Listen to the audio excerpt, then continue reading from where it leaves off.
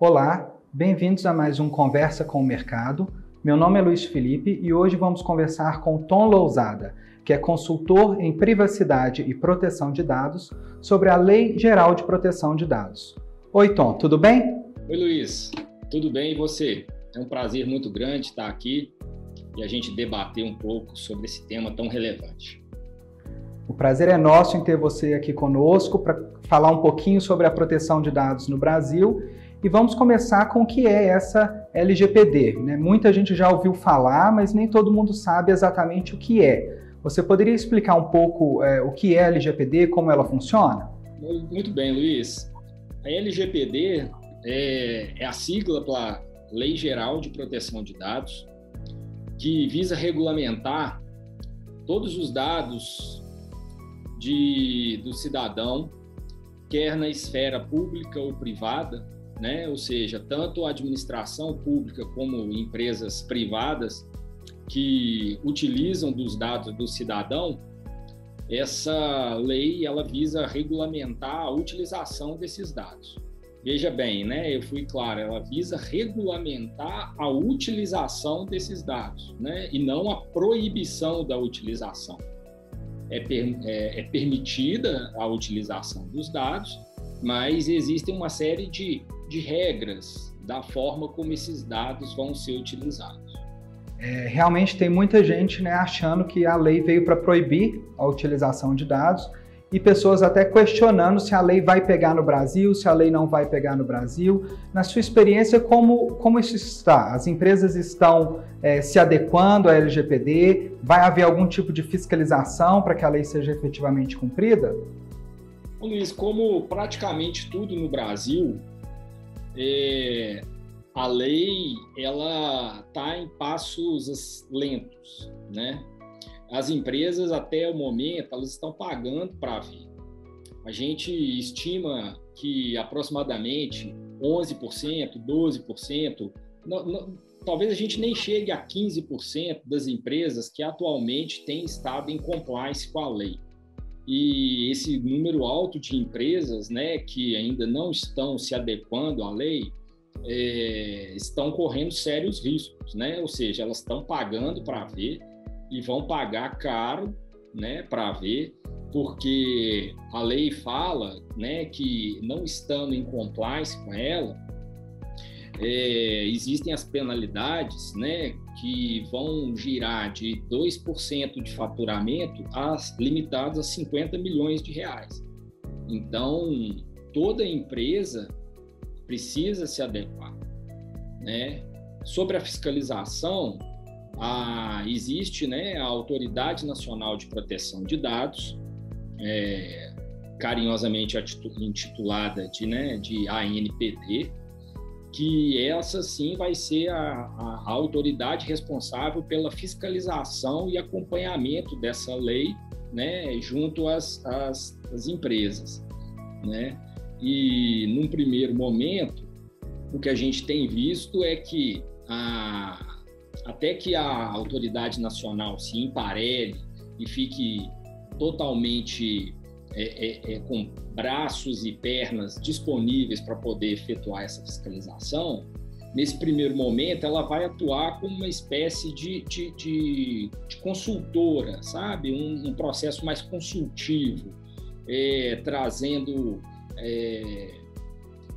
respostas a algumas dúvidas, porque tem vários questionamentos com a lei. Então, por exemplo, a gente pode tratar da mesma forma uma pequena empresa e uma grande empresa, um grupo econômico, por exemplo, né? Então, nesse primeiro momento, a gente acredita, né, que a ANPD vai tratar de uma forma mais consultiva essa questão e não sair diretamente atuando, né, com essas penalidades. Então, trazer uma atuação mais educativa das empresas, é isso? Exatamente, né?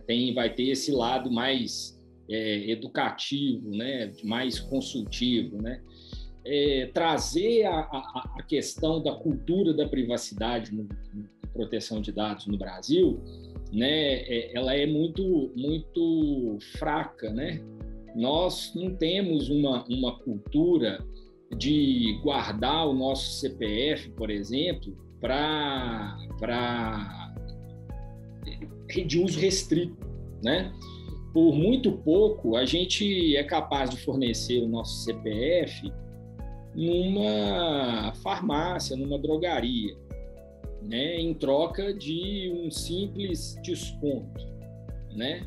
Então, isso muitas vezes fica banalizada a forma como os dados pessoais, melhor dizendo, são tratados, né? Então, por isso, a importância da NPD nesse primeiro momento é ter essa figura, né? Atuar como consultoria, né? Como de forma educativa, como você mesmo disse. Entendi. E foi interessante também de você mencionar, né, na sua fala, que todas as empresas vão ter que se adequar e que existe a grande empresa, existe também a pequena e média empresa. A lei traz alguma diferenciação por setor ou alguma diferenciação por tamanho da empresa? Não, ela não trata.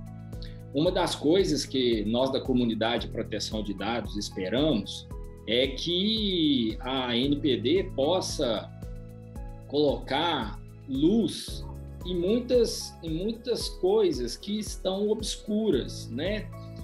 Veja bem, como tratar um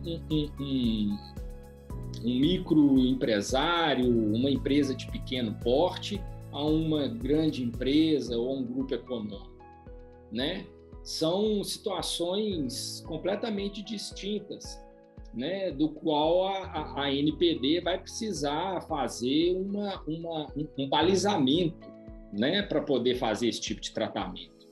Não é possível aplicar a mesma sanção, o mesmo rigor para uma pequena empresa, para um grupo econômico, né? Uma empresa de grande porte.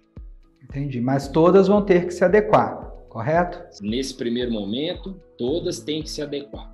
Desde a empresa de um funcionário, um profissional autônomo, um profissional liberal, melhor dizendo, né? E eles têm que se adequar à Lei Geral de Proteção de Dados. E um dos pontos dessa adequação, Tom, é aquela figura do encarregado, né, que no inglês eles chamam de DPO, Data Protection Officer. Você acha que esse profissional no Brasil, como que ele vai funcionar? Ele vai ser mais interno das empresas? Ele vai ser um terceiro contratado? Você consegue identificar como vai ser a função desse encarregado no Brasil e como as empresas vão se relacionar com ele? Muito boa pergunta, Luiz. O encarregado de proteção de dados aqui no Brasil, ele é um pouco julgado às traças, tá? Ele está colocado de lado.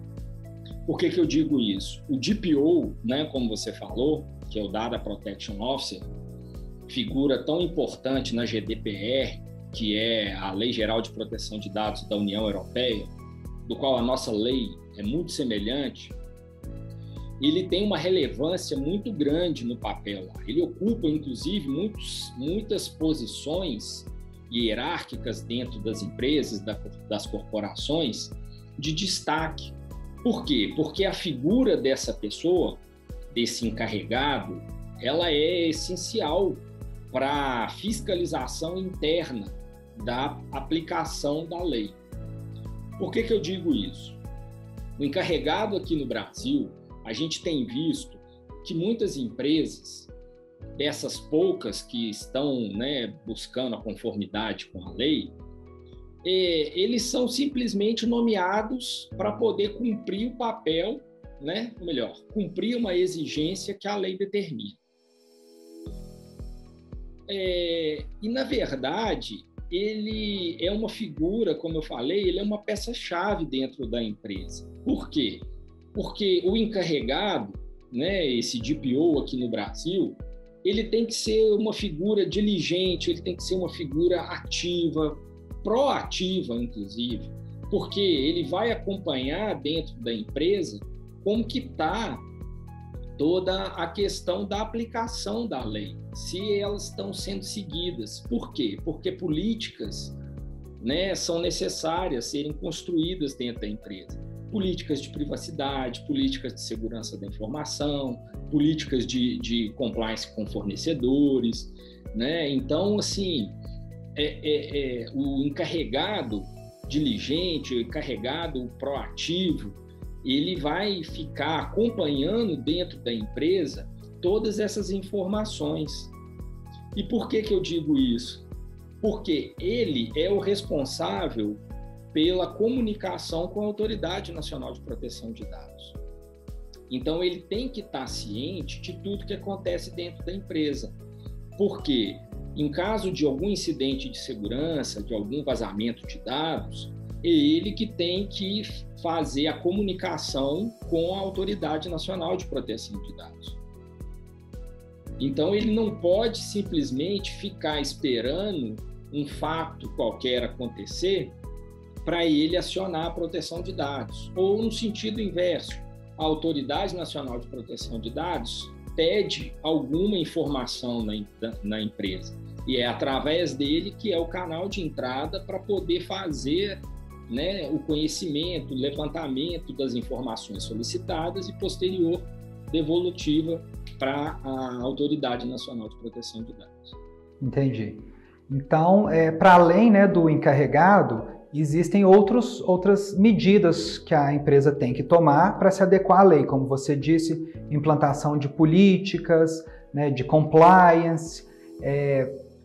A quem a empresa deve procurar para fazer esse processo de adequação à lei? Que tipo de profissional é esse? Porque a LGPD também é uma legislação multidisciplinar, né? Ela não trata só de regras jurídicas, ela trata de questões também relacionadas à informática, à administração, à gestão de informações, né? Como dar o primeiro passo? Alguém que esteja procurando se adequar à LGPD, quem ela procura no mercado? Bom, a empresa que estiver interessada, né, em buscar essa adequação da Lei Geral de Proteção de Dados, ela tem que primeiro tomar um cuidado muito grande, porque a gente tem visto um grande número de aventureiros, sabe, no mercado, oferecendo milagres, oferecendo balas de prata para poder garantir o processo todo de adequação. Não existe uma bala de prata, né? Não existe uma pílula mágica para que você tome e no dia seguinte você já está em conformidade com a lei. Isso não existe. Isso é a história da carochinha. O que a gente precisa fazer?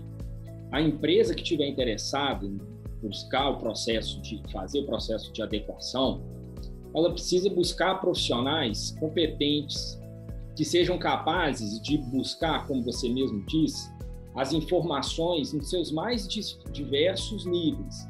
Por que a gente fala isso? Porque a lei, ela trata de procedimentos jurídicos, procedimentos de segurança da informação, e no meio do caminho tem os processos e procedimentos dentro da empresa. Se eu tivesse que fatiar isso, pela minha experiência, eu diria que talvez em torno de 20% ficaria com processos jurídicos, 20% ficaria com processos de TI e segurança da informação, e o restante, 60%, 50%, né, e 25% para cada uma das partes, ficam em relação aos processos. Porque processos precisam ser mudados dentro da empresa. Procedimentos vão precisar ser revistos, novos procedimentos criados, porque, como eu disse lá atrás, a cultura da privacidade e proteção de dados no Brasil ela é muito incipiente. A pessoa, o empregado, de uma maneira geral, ele não tem a cultura. Se ele não liga para propriamente o seu CPF, ele vai ligar para uma senha. Por que eu estou falando disso? A gente tem o costume de compartilhar a senha com o nosso colega de trabalho, de anotar a senha, né, naquele post-it rosa e colar no monitor, né, lá em cima. E isso não pode acontecer mais, né? Isso a gente está cometendo uma falta grave, correndo um risco sério, grande, de que essa senha seja capturada, seja encontrada por qualquer, né? e através dessa senha a pessoa consiga entrar em notebooks, laptops, PCs, sistemas e acesso a diversas informações. Então, a necessidade da adequação é muito importante, mas que seja feita por pessoas sérias, por pessoas competentes, que vai dar a garantia para a empresa de que tudo que ela fez vai ser suficiente para poder estar em compliance com a lei. Mas a gente costuma falar, né, no meio da segurança da informação, que é o seguinte: a questão não é se eu vou ser invadido, mas é quando, tá? Nós somos reféns, né? Reféns que eu falo da tecnologia de um mundo geral e da forma como ela é empregada, como ela é utilizada, né, de forma maléfica. Isso não significa que a gente vai estar isento, né, que todos os recursos que essa empresa contratada fez de adequação jurídica, de adequação tecnológica e procedimental. Mas o que acontece? A gente vai conseguir mostrar para a Autoridade Nacional de Proteção de Dados que todos os dados, todos os cuidados foram seguidos. E com isso a gente prova para a autoridade que a gente está ok, que a gente está de acordo com a lei. Mas, infelizmente, a gente foi vítima de um ataque ou de um incidente de segurança. E isso tudo é levado, né, em conta na hora de fazer uma possível autuação pela ANPD, né, que a empresa foi diligente, ela cuidou, ela contratou uma empresa séria para poder cuidar desse processo de adequação, tratou de todos os certames, cuidou de tudo, mas ainda assim ela foi vítima de um ataque, né? Então, isso tudo mostra que a empresa foi diligente, que ela foi cuidadosa, que ela foi cautelosa, né? E que o incidente de segurança, uma violação de dados, aconteceu. Só para poder esclarecer um pouco para o nosso público, quando eu falo de violação de dados e incidente de segurança, porque muitas vezes o incidente de segurança não tem a ver com uma violação propriamente dita. Uma violação que eu falo de um hacker, né? A gente não foi alvo de um hacker, né? Um incidente de segurança pode ser simplesmente porque caiu um copo com água no teclado do meu notebook e a informação que estava nele ali foi perdida. Isso é um incidente, né? Mas eu fui cauteloso ao ponto de que eu tinha backup dos meus arquivos, ou os arquivos que estavam nesse notebook eram só arquivos pessoais, não eram arquivos da empresa, né? Os arquivos da empresa estão armazenados em nuvem ou em servidores que têm backup. Então, toda a informação ela foi preservada, ela foi guardada, né? Então, a gente teve um incidente, mas não teve um vazamento de dados. Entendi. E falando também de hacker e violação dos direitos, né, das pessoas, dos dados pessoais da população, a gente nota que agora todo site da internet, quando a gente entra no site, a primeira coisa que aparece é política de cookies, aceito ou não aceito. Explica um pouco para o nosso ouvinte o que são esses cookies, existe algum risco da gente perder nossos dados porque aceitamos uma política de cookies? A gente deve sempre clicar não? Como que é isso? Boa pergunta, Luiz. A questão dos cookies, né? A gente fala que os cookies vão além, né, de simples biscoitos. Os cookies, a gente pode definir talvez os cookies como cookies de sessão, cookies de acesso. Não sei se você já percebeu que muitas vezes a gente dá um ok, né, numa mensagem de cookie em um determinado site e para fazer uma pesquisa de um notebook, por exemplo. Posteriormente, a gente começa a receber inúmeras mensagens de propaganda de notebooks para a gente poder comprar. Então, é isso que o cookie faz. Ele guarda alguma informação daquela pesquisa que você estava fazendo e te propõe ela, né, posteriormente. Veja bem, quando uma empresa séria é contratada, ela vai te oferecer soluções que ela te permita escolher quais os cookies que você deseja fornecer nesse site onde você está entrando. Não simplesmente dar um ok e aceitar todos os cookies que estão presentes naquele site, tá? Não sei se eu fui muito claro, mas existem soluções que você pode clicar lá e escolher quais os cookies você aceita. E com isso, quais as informações você estará compartilhando com essa empresa, né, que você está acessando o site.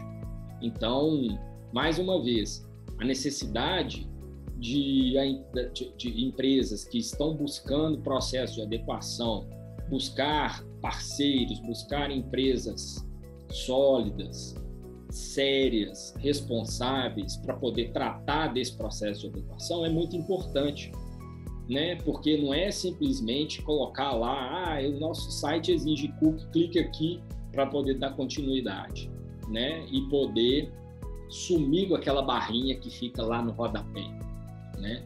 Não é assim. E quando eu quiser revogar, que é uma coisa muito interessante, ou melhor dizendo, é muito importante. Eu quero revogar uma informação que num determinado momento eu tive que compartilhar naquele site porque eu precisava fazer uma compra. Agora eu não quero mais, eu quero revogar isso. Então, existem soluções que permitem que você faça essa revogação e automaticamente aquela informação que você compartilhou no site quando você entrou, ela é excluída do site. Entendi. Então, existem sites que trazem para a gente também esse tipo de opção, né? Por exemplo, eu quero compartilhar meu idioma preferido. Tem inglês, português, espanhol. Eu quero que toda vez que eu entre nessa página, o computador lembre que eu quero a versão em português. Eu posso autorizar isso e, ao mesmo tempo, não autorizar que ele guarde a minha pesquisa de notebook. Então, a gente já percebe que, como eu falei, né, profissionais e empresas oferecendo milagres, a pílula, né, que vai resolver todos os seus problemas, ou uma bala de prata, coloca lá só uma barrinha de cookies, clique aqui e aceite, pronto, né? Ela não está cumprindo a lei. A lei não fala isso, né? A lei determina que você consente, mas você tem o poder de revogar esse consentimento. Então, existe uma dupla responsabilidade, né, da empresa de fornecer ao navegador, a pessoa que está acessando o site, mais opções para que ela escolha quais os cookies quer ou não ter acesso, e também da pessoa de ler o aviso, né, e escolher de forma responsável. E falando um pouco, Tom, saindo um pouco do digital e indo para o físico, porque a LGPD protege não apenas os dados que estão em computadores, celulares, né, aplicativos, mas também informação em papel, né? Que tipo de cuidado a LGPD coloca que as empresas tenham que tomar com essas informações que estão em papel? Luiz, pela minha experiência, eu diria que o cuidado tem que ser maior. Por quê? Porque no meio digital, né, a gente consegue um backup, a gente consegue um antivírus para colocar no computador e evitar algum ransomware de alguma forma, mas e aqueles prontuários do hospital antes da informatização? Aqueles prontuários que foram preenchidos à mão e estão armazenados lá no subsolo. A lei fala que ela tem que garantir que esses dados em meio offline também sejam resguardados e sejam garantidos a segurança da informação. Então, se esses formulários, esses prontuários, por exemplo, estão guardados lá embaixo, né, no subsolo do hospital, né, eles precisam, sim, de uma atenção especial muito grande. O acesso a essa sala tem que ser restrito, por exemplo, restrito a somente as pessoas que precisam ter acesso a esses prontuários. Eles devem ser digitalizados o quanto antes para poder ser armazenados e ter cópias de segurança, porque e se um cano estourar, né, e ter um alagamento, esses dados vão ser perdidos, esses prontuários vão ser perdidos, né? Vamos trazer aí exemplos de escritórios de contabilidade que têm inúmeras informações, né, de clientes, que reúnem informações de diversos clientes e que têm que ser guardados durante um tempo, de acordo com a legislação fiscal, mas está armazenado em meio físico. Como que esses escritórios podem fazer? Né? Eles têm que garantir o restrito acesso a essas informações, garantir aos seus contratantes o acesso restrito a essas informações, digitalizar e armazenar isso em meios digitais o quanto antes, né, para que tenha backups, para que tenha as informações protegidas e seguras, né, porque, infelizmente, o próprio manuseio vai perdendo o papel, e aí, como eu disse, muitas vezes não é uma violação, mas pode ser um incidente de segurança. E a lei exige que eu tenha que comunicar à ANPD em caso de algum incidente de segurança. Muito bom, Tom. Caminhando agora para o final da nossa conversa, falar um pouco do futuro, né? A ANPD, ela lançou recentemente a agenda regulatória dela, né, sobre os pontos que ela prevê especificar melhor nos atos, nas portarias, nas resoluções que vão ser publicadas. O que você pode nos contar um pouco sobre isso? O que esperar dos próximos meses, do próximo ano, dessa atuação da ANPD? Isso é um anseio muito grande, né, da comunidade de proteção de dados. Porque, como eu disse, são nessas portarias, nesses normativos, que vão estar cuidando da separação do pequeno para o grande. Por exemplo, a necessidade de um DPO para o seu Joaquim, dono da padaria da esquina. Ele tem condição de contratar um DPO para poder ficar lá cuidando dos dados dele? Mas, Tom, o seu João, o dono da padaria da esquina, não tem dados, ele não está na internet, ele está ali. Como assim? Ele precisa de um DPO, ele tem que adequar? Como nós falamos, sim, a lei fala que ele tem que se adequar.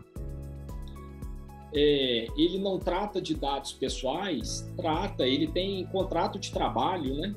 Ele tem empregados dos quais ele tem contrato de trabalho, que ele assina carteira, então ele tem dados pessoais. Então, ele precisa ter um DPO segundo a lei. Então, são nesses instrumentos normativos que a gente espera que a ANPD se posicione e, por exemplo, como a GDPR fez, coloque uma linha de corte, por exemplo, coloque algum valor, empresas com faturamento até X, Y, R$1.000, por exemplo, não tem necessidade de ter um DPO exclusivo, né?